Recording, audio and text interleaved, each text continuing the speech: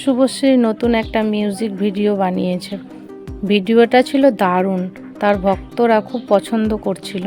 শুভশ্রী নিজেই ভিডিওটা নিজের ইনস্টাগ্রামে আর ফেসবুক পেজে পোস্ট করলো। ভিডিওটা ভাইরাল হতে সময় লাগলো না, কিন্তু হঠাৎ করে কিছু সংবাদ মাধ্যমে এই ইউটিউবার ভিডিওটা নিয়ে বিতর্ক তৈরি করতে শুরু করলো। তারা দাবি করলো শাকিব খান শুভশ্রীর এই ভিডিওটাকে নিয়ে বাজে মন্তব্য করেছে।